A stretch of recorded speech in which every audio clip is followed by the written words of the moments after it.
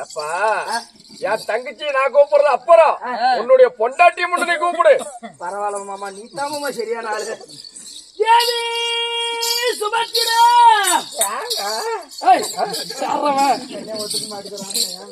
யார் எங்க அமைச்சரே? என் தேவியாகிய சுபத்திரை இருந்தால் அர்ஜுன மகாராஜனும் அண்ணனாகிய மாயவர் வந்திருக்கிறார் போய் சொல்லு. அப்படி ஆகட்டும். அம்மா சுபத்திரம்மா, என்னடா அரமண நாயே, அப்படித்தான் தெரியும். அம்மா என்னடா வேணும் உனக்கு? உன் கணவனும் உங்க மாமனும் வந்துக்கிறாங்க. மாமனா? அண்ணன் தான் நொல்லையா யாமரிச்சுக்கு எனக்கு மாமன், அதனால உனக்கு அண்ணன் வந்துக்கிறாரு. என் அண்ணன் வந்திருக்கிறாரா? பார்க்க வேண்டும் அல்லவா?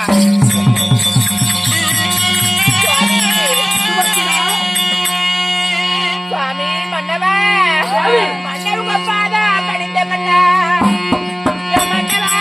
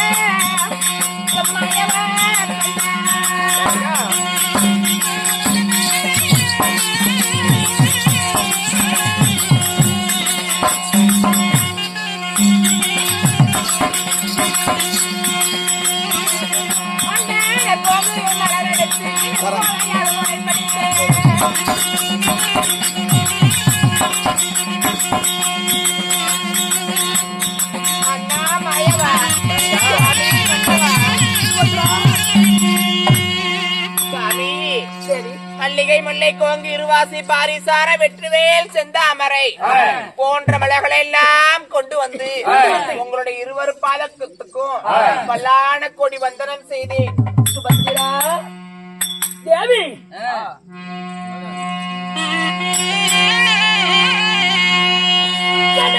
சுபத்திரா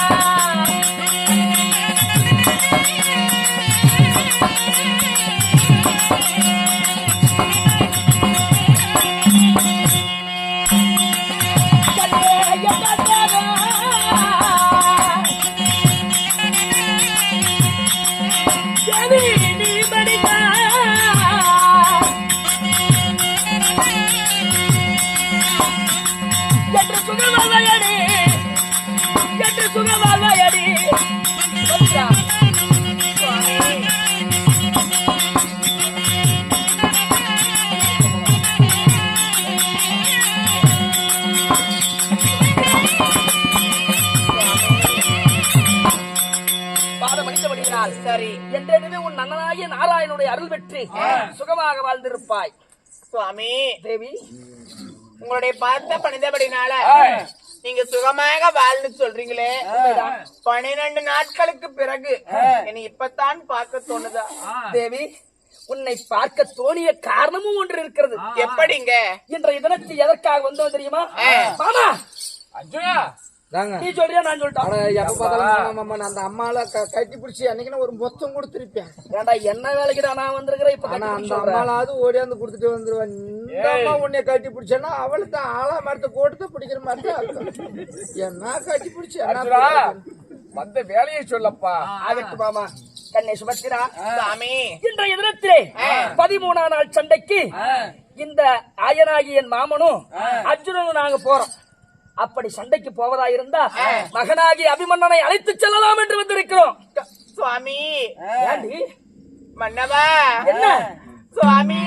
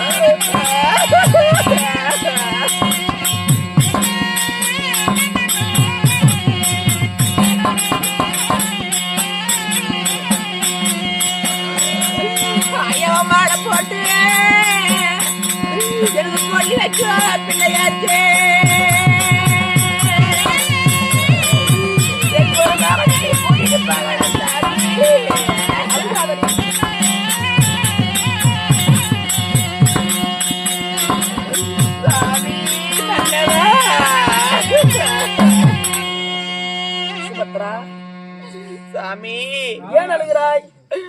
12 நாள் சண்டையிலுமே தான் பெற்ற ஒரு மகனை நாம் போருக்கு அனுப்பி வைத்து விட்டோம் என்று சொல்லி நான் உண்ணாமல் உறங்காமல் இந்த ஆனக்குந்திமா நகரத்தில இன்று வருவான் நாளை வருவான் என்று சொல்லி நான் வெளியவே பார்த்து கொண்டிருந்தேன். இன்றைக்குத்தான் என் மகன் வந்திருக்கின்றான். இனிமேல் நான் ஒருபோது என் பிள்ளையை நான் அனுப்ப மாட்டேன் சாமி.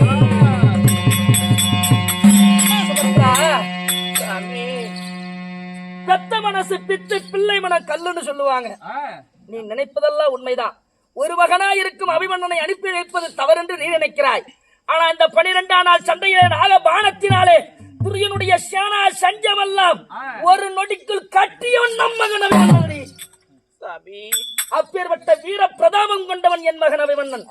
பாரெல்லாம் புகழுது, நீ ஏண்டி அது கழுவுற? சாமி சுபத்ரா, அவன் தாய்க்கு ஒரு பிள்ளை, நான் இறந்து போனா எனக்கு தலை தெரிச்சு கொல்லி வைப்பான்.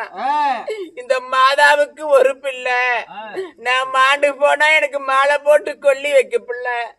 நான் ஒரே ஒரு மகனை வச்சிருக்கிறேன்.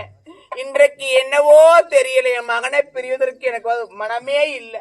சுபத்திரா, என் மகனை அனுப்புவதற்கு ஒரு மனமே வரவில்லை சாமி. சுபத்திரா, நீங்க 1000 தான் சொன்னாலும் என் பிள்ளைய நான் அனுப்ப மாட்டேன் அண்ணா. அடியே இந்த 13ஆம் நாள் சண்டைக்கு கூட சண்டைக்கு நம்ம மகன் வர கிடையாது. எதனால தெரியுமா? சண்டைக்கு செல்வது நானும் மாமனாகிய பரந்தாமன் நாங்கள் 4 போறோம். மகனாகிய அபிமன்னனை கொண்டு போய் என் அண்ணனாகிய தர்மருக்கு காவலுக்கு வைக்கிறதுக்கு தாண்டி கூப்பிடுறதுக்கு நாங்க வந்திருக்கிறோம் சாமி. அதுக்கு ஏண்டி அழுவுற? சண்டைக்கு போனா தானே உனக்கு மனசு கலக்கமா இருக்குது. அவன் சண்டைக்கு வரல, காவலுக்கு தானே இருக்க போறான். அப்படியா? ஆமா சாமி. ஆஹா, அப்படி என்னதான் இருந்தாலும் என் மகனை நான் அழைக்கின்றேன். அபிமன்னனை கூப்பிடு. மாமா தங்கா, உன் தங்கச்சி அழுதுட்டே இருக்கிறான்.